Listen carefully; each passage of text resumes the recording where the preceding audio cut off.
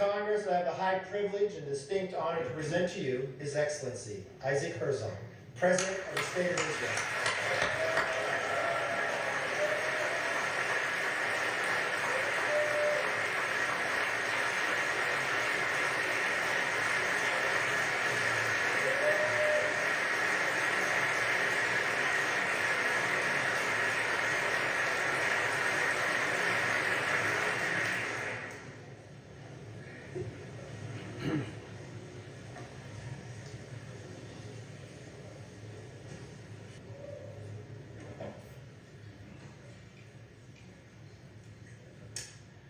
Madam Vice President, Mr. Speaker, on November 10th, 1987, I was sitting at home with my wife Michal, expecting our first child.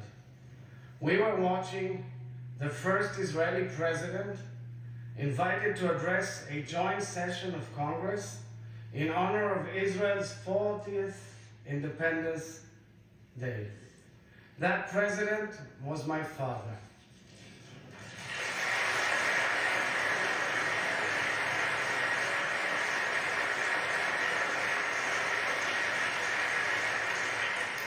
Standing here today, representing the Jewish Democratic State of Israel in its 75th year, at the very podium from which my late father, President Herzog, spoke, is in the honor of a lifetime, and I thank you wholeheartedly for it.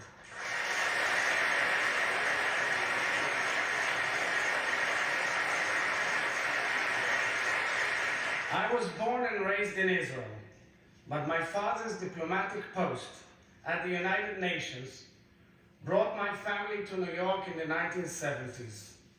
During high school, I volunteered with the Legal Aid Society for the Elderly in Brooklyn, New York.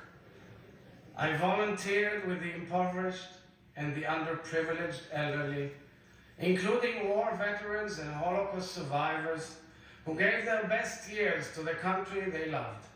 My mentor at the organization was a subtle, reserved professional. She was strictly business.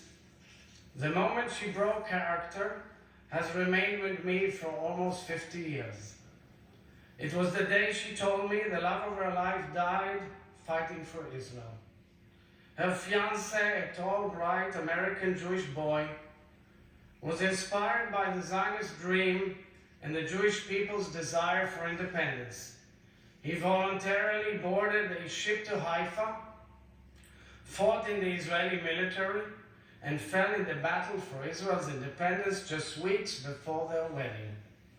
Although decades had gone by and she rebuilt her life, the cracks in her heart remained. That moment in which I learned of the life he gave to the State of Israel spoke to the very core of the bond forged between the people of the United States and the people of Israel. How the nations we built overcame loss. How deeply our stories complement each other's. How far we have all come together. Speaker McCarthy, I thank you for hosting this festive joint session of Congress celebrating the first 75 years of Israel's independence. Just a few weeks ago, during your first trip abroad as speaker, you honored the Israeli people by addressing the Knesset in Jerusalem, the capital of the State of Israel and the Jewish people. Your sincere expression of friendship on behalf of the United States of America truly resonated with the Israelis. Thank you.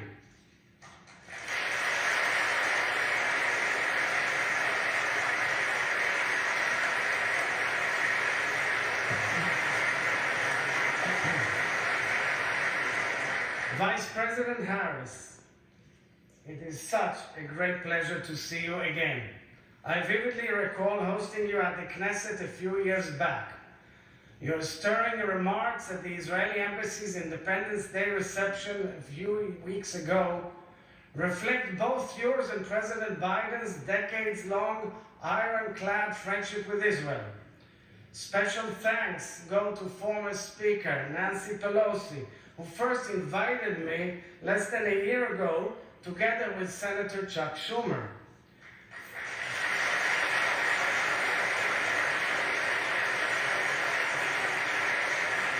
And special thanks to dear friends, Senate Minority Leader Senator Mitch McConnell and House Minority Leader Congressman Hakeem Jeffries for this bipartisan, bicameral invitation.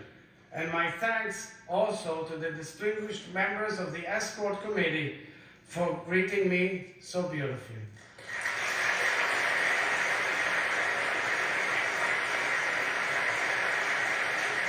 Mr. Speaker, dear friends, in Jewish weddings, a glass is placed on the ground, intentionally stomped on. This ritual evokes the destruction of our temple in Jerusalem 2,000 years ago. Only after the glass is broken, can the celebration can truly begin. Amidst the most joyous occasions in the lives of two individuals who have come together to build something whole, we recall what was once broken in our nation. Thus, the bitter blends with the sweet. Today, the Hebrew calendar points to the first day of the month of Av. In Jewish tradition, this is a somber period in which we mourn the loss of our sovereignty. Jewish communities all over the world lament the beginning of our national exile, where throughout 2 millennia we continuously expressed a spiritual connection to our ancestral homeland, a longing to return home and regain our independence. Yet today, at this moment in my people's history, gathering on Capitol Hill to celebrate 75 years of Israeli independence with our greatest partner and friend, the United States of America, my soul is overflowing with pride and joy.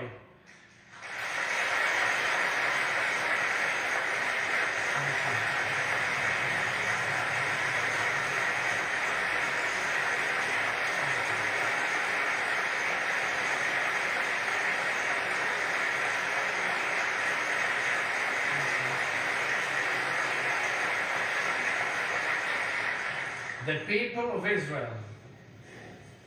The people of Israel are grateful to no end for the ancient promise fulfilled and for the friendship we have forged. In 1949, the President of the United States of America, Harry S. Truman, met with the Chief Rabbi of the newly established State of Israel, my grandfather, Rabbi Yitzchak Isaac Alevi Herzog, in the Oval Office. This was just a few years after each of them pleaded and campaigned for the rescue of Europe's Jews being slaughtered in the Holocaust by the Nazis. In speaking to President Truman, Rabbi Herzog thanked him for being the first world leader to officially recognize the State of Israel 11 minutes after its foundation.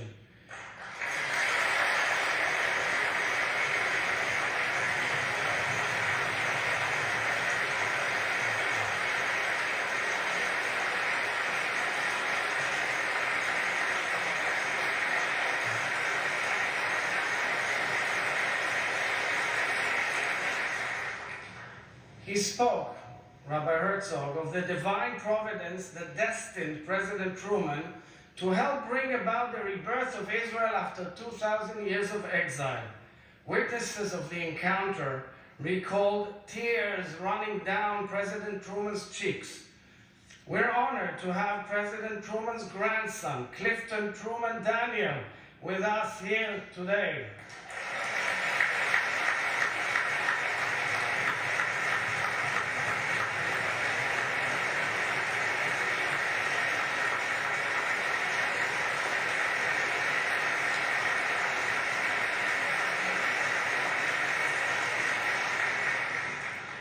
When the State of Israel was established in 1948, the land which the Almighty promised Abraham, to which Moses led the Israelites, the land of the Bible, of milk and honey, evolved into an exquisite land of democracy.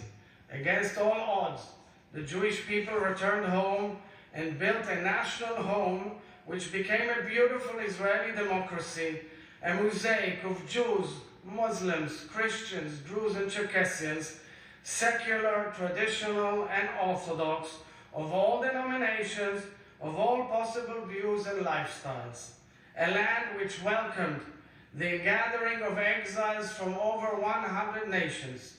A land which became the startup nation, a bustling hub of innovation and creativity, social action and intellectual discovery, spiritual awakening and business ventures, scientific ingenuity and life-saving medical breakthroughs.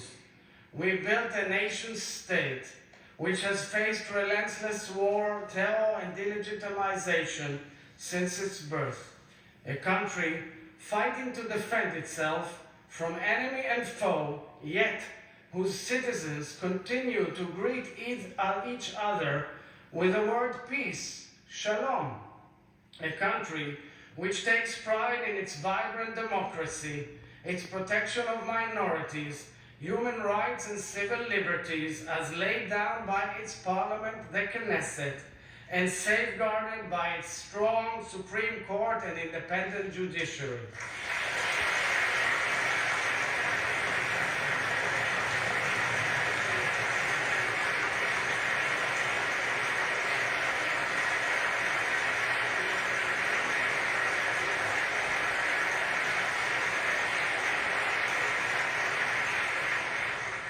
A state founded on complete equality of social and political rights to all its inhabitants, irrespective of religion, race, or gender, as stipulated explicitly in Israel's Declaration of Independence. A country which is ever evolving, a diverse amalgam of accents, beliefs, backgrounds, and customs, truly a modern-day miracle. This is the sweetness in which our country has been blessed. However, dear friends, the bitter casts a dark shadow on our country, on our region, and on the world. Mr. Speaker, perhaps the greatest challenge Israel and the United States face at this time together is the Iranian nuclear program. Let there be no doubt, Iran does not strive to attain nuclear energy for peaceful purposes. Iran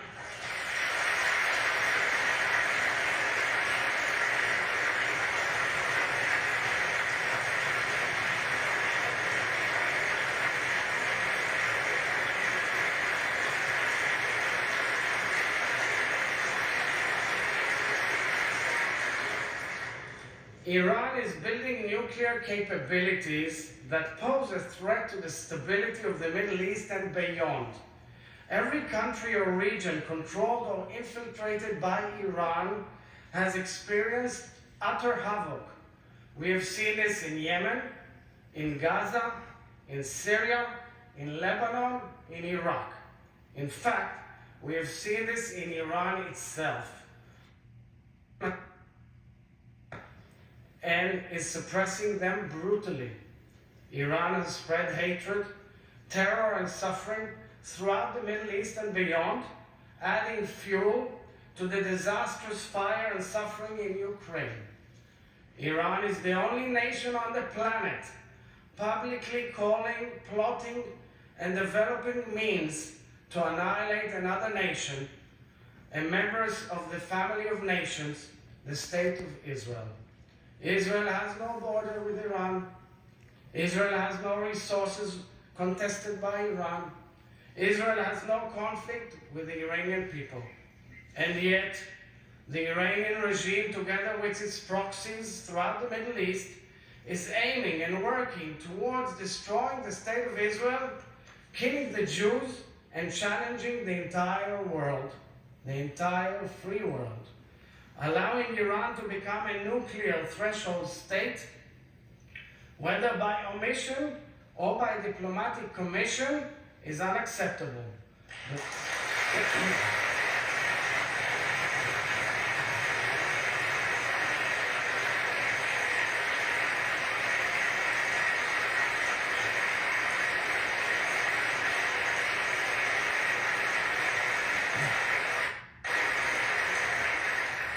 The world cannot remain indifferent to the Iranian regime's call to wipe Israel off the map.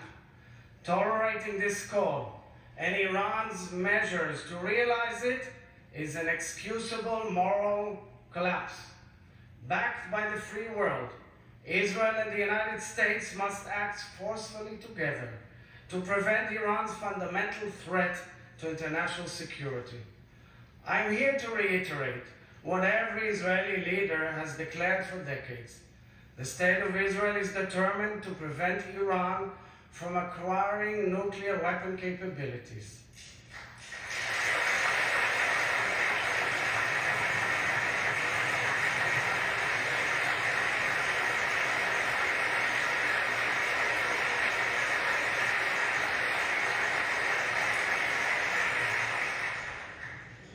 Mr. Speaker, we are proud to be the United States' closest partner and friend. We are grateful to the United States for the necessary means you have provided us to keep our qualitative military edge and to enable us to defend ourselves by ourselves. This reflects your ongoing commitment to Israel's security. We're also tremendously proud that ours is a two-way alliance in which Israel has been making critical contributions to the national security interests of the United States of America in numerous ways. Thank you, dear members of Congress, for your support of Israel throughout history and at this critical moment in time.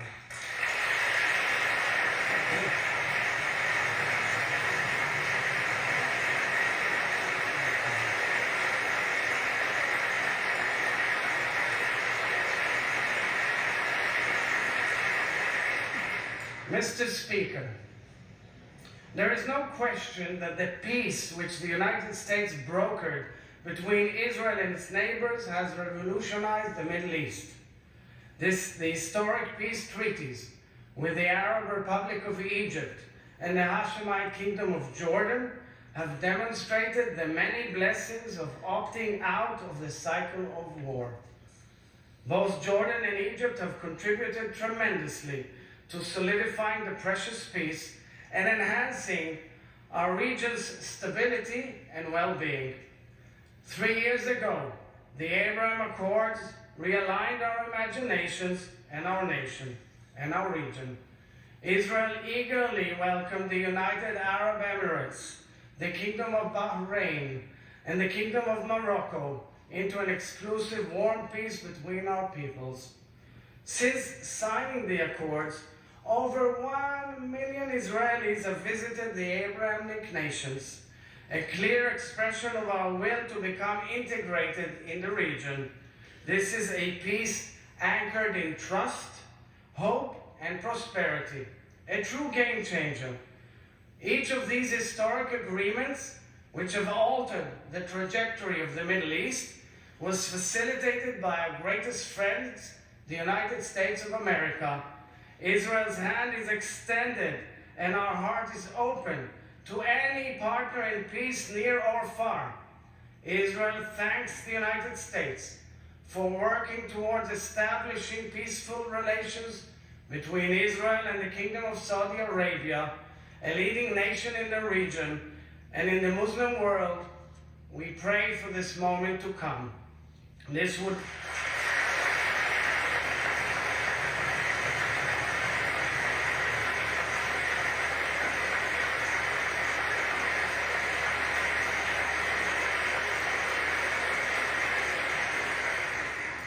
would be a huge sea change in the course of history in the Middle East and the world at large. My deep yearning, Mr. Speaker, is for Israel to one day make peace with our Palestinian neighbors.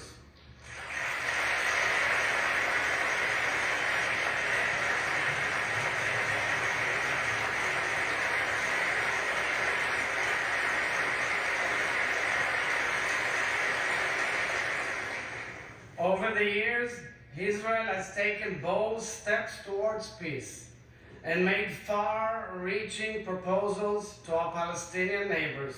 However, true peace cannot be anchored in violence notwithstanding the deep political differences and the numerous challenges that surround the Israeli-Palestinian conflict and relations, and I do not ignore them. It should be clear that one cannot talk about peace while condoning and legitimizing terror implicitly or explicitly. True peace cannot be anchored in violence.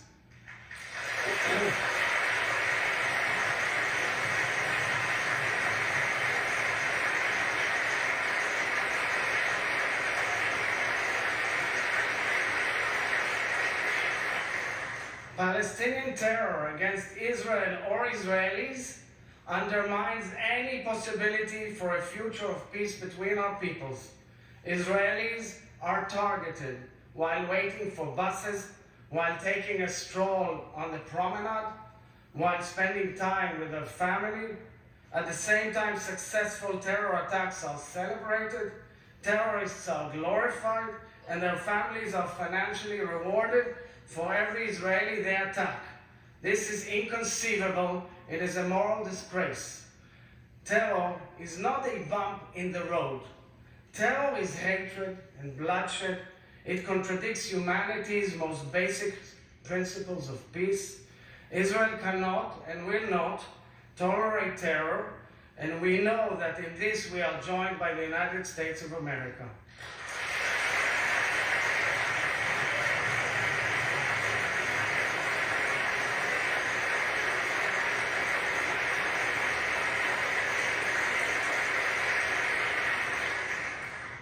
Two Israeli soldiers, Oron Shaul and Hadar Goldin, and two civilians, Hisham al-Said and Avera Mengistu, are being held hostage by Hamas for years for the sole purpose of torturing their families, the families they left behind.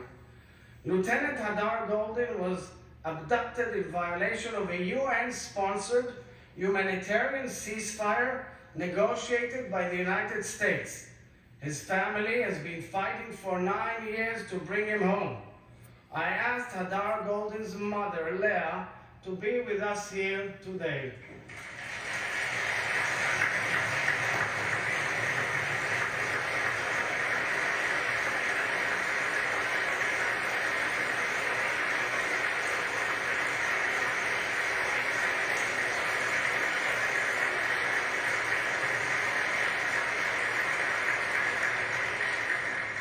We pray for her son's return, as well as the 3 other Israelis. We pray for the fulfillment of Isaiah's prophecy.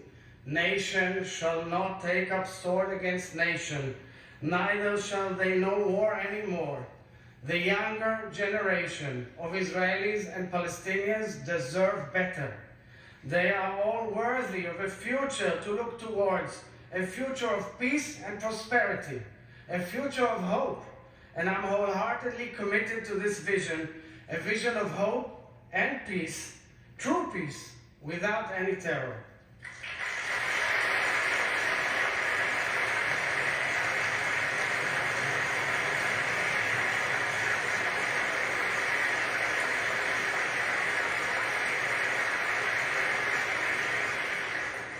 Mr. Speaker, dear friends, the sacred bond we share is unique in scope and quality because it is based on values that reach across generations, across administrations, across governments and coalitions, carrying us through times of turmoil and elation.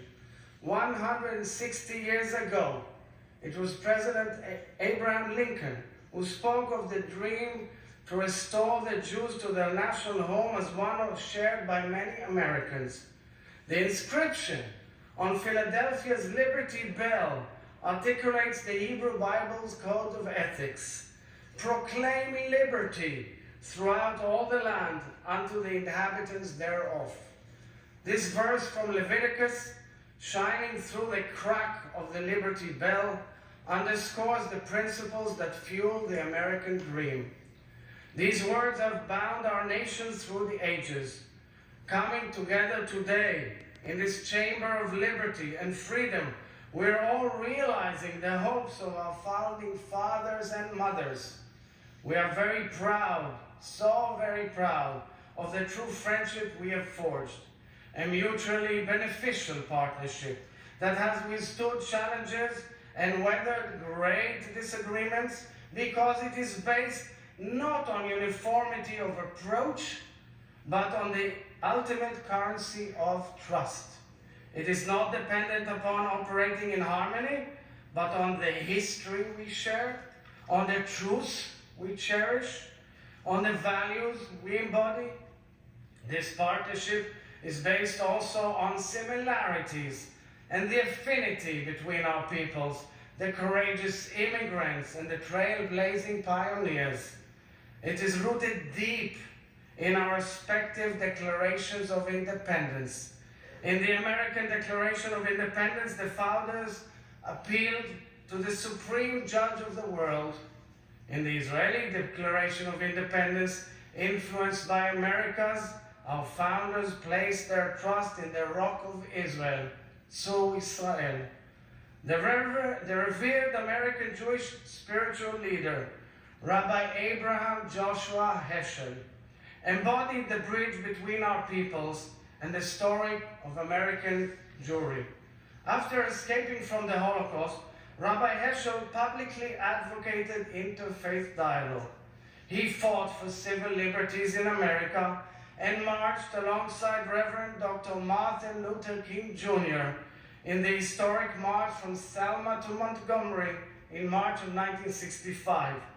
Rabbi Heschel wrote, "To be is to stand for. To be is to stand for."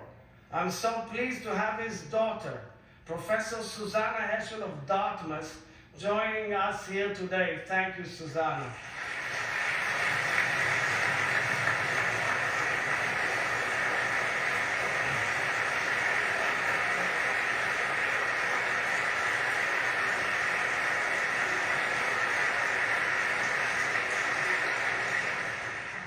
Susanna, your father reminds us that the principles we defend make us what we are.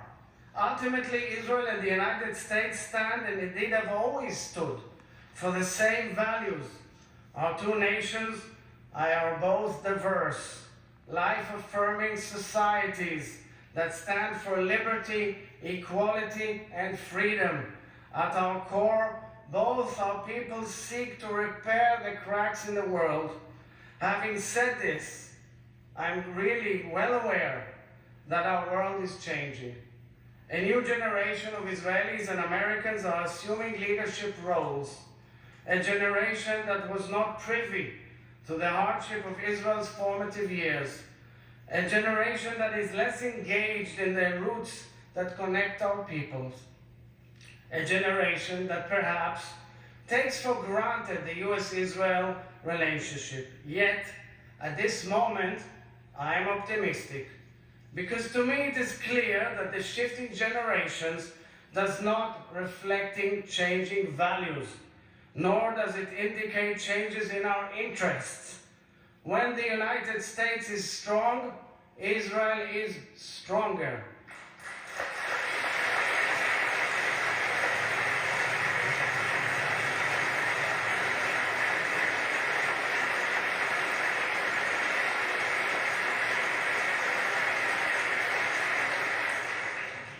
And when Israel is strong, the United States is more secure.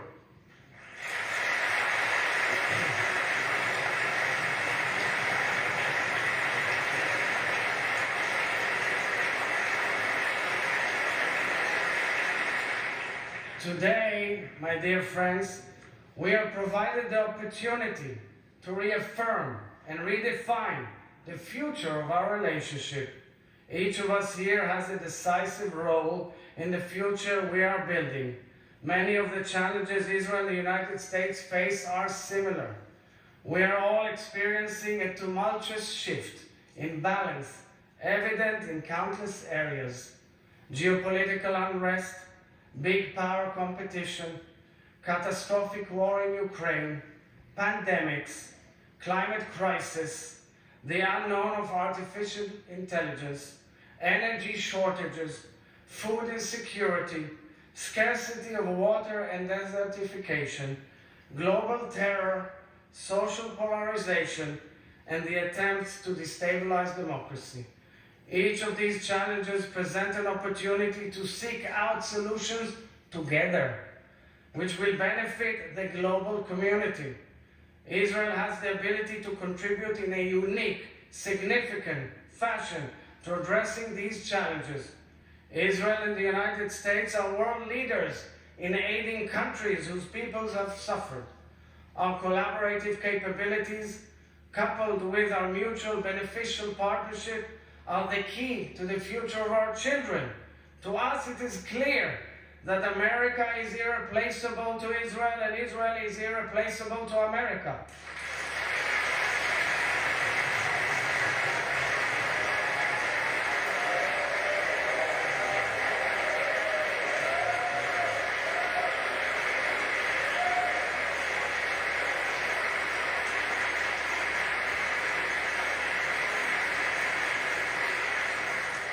It is time to design the next stage of our evolving friendship and our growing partnership together.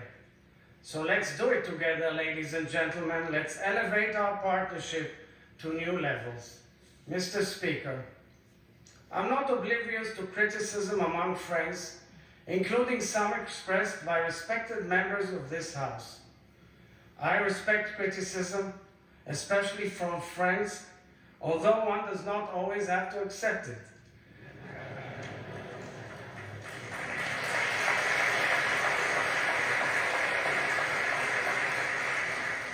But criticism of Israel must not cross the line into negation of the state of Israel's right to exist.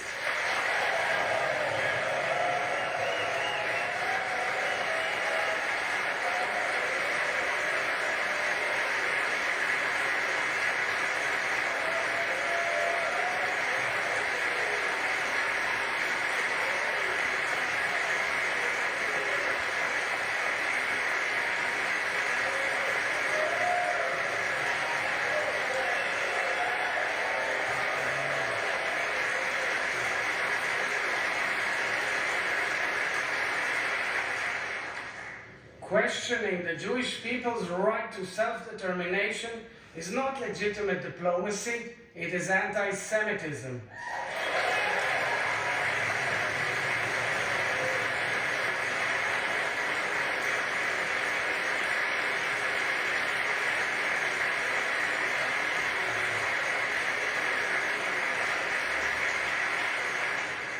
Vilifying and attacking Jews, whether in Israel, in the United States, or anywhere else in the world, is anti-Semitism. Anti-Semitism is a disgrace in every form, and I commend President Joe Biden for laying out the United States' first ever national strategy to combat anti-Semitism.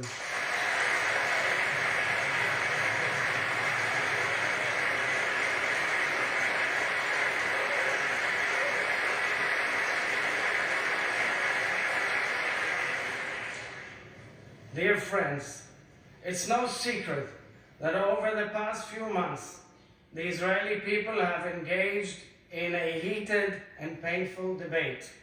We've been immersed in voicing our differences and revisiting and renegotiating the balance of our institutional powers in the absence of a written constitution. In practice, the intense debate going on back home, even as we speak, is the clearest tribute to the fortitude of Israel's democracy.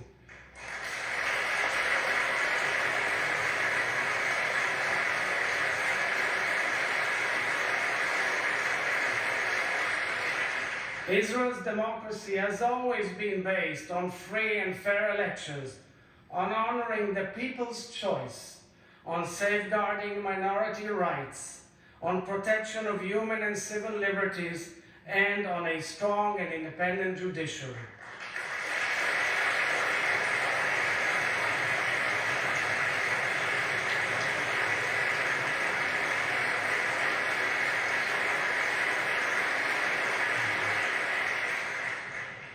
Our Our democracy is also 120 members of Knesset, comprised of Jews, Muslims, Christians, Druze, representing every opinion under the Israeli sun, working and debating side by side.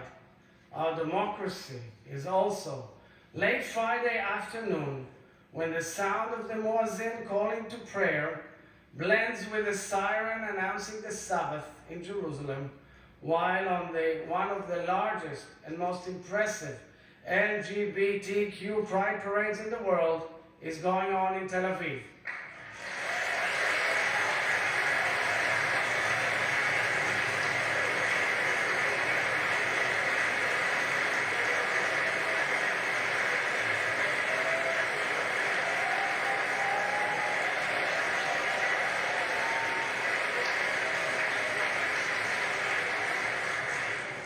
Our democracy is also reflected in protesters taking to the streets all across the country to emphatically raise their voices and fervently demonstrate their points of view. Our democracy is the blue and white Israeli flag, waved and loved by all Israelis taking part in the debate. I am well aware of the imperfections of Israeli democracy, and I'm conscious of the questions posed by our greatest of friends. The momentous debate in Israel is painful and deeply unnerving because it highlights the cracks in the whole, within the entire whole. And as President of Israel, I'm here to tell the American people and each of you that I have great confidence in Israeli democracy. Although we are working through sour issues, just like you, I know our democracy is strong and resilient. Israel has democracy in its DNA.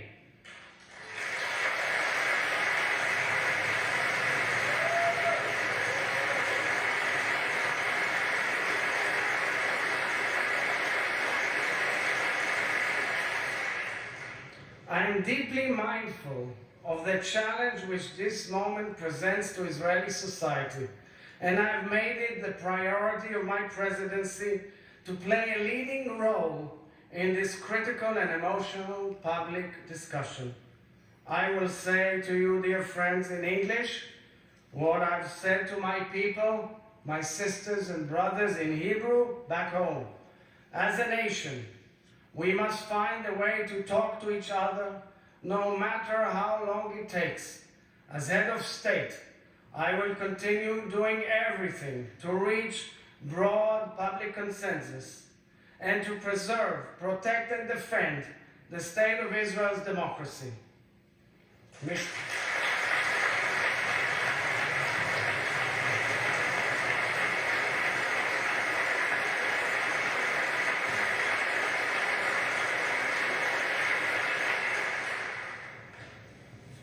Dear friends, for so many Israelis, this very public debate is also very personal. It is now a little after 6 p.m. in Israel. They will soon sit down to dinner together besides family or friends with whom they may severely disagree, but they are and they will always remain family. Israel and the United States will inevitably disagree on many matters, but we will always remain family.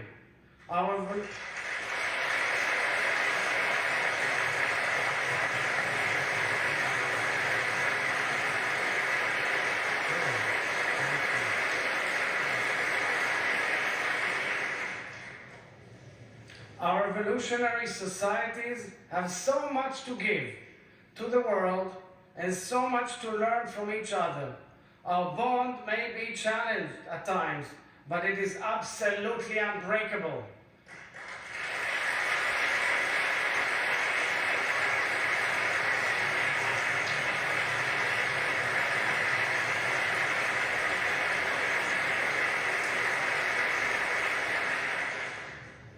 The Israeli national anthem Hatikva is a song of hope.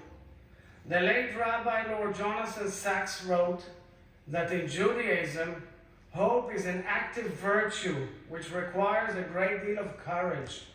Hope is the belief that together we can make the world better, that we can overcome any setback and heal the fractures in our world.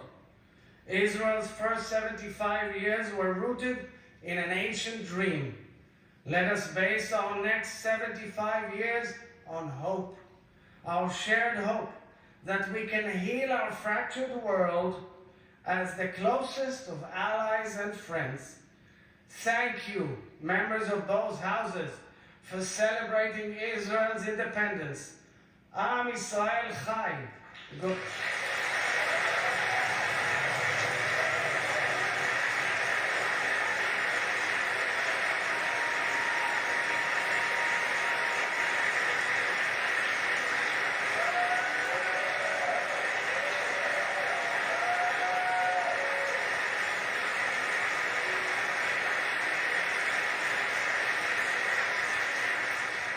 God bless the state of Israel and God bless the United States of America.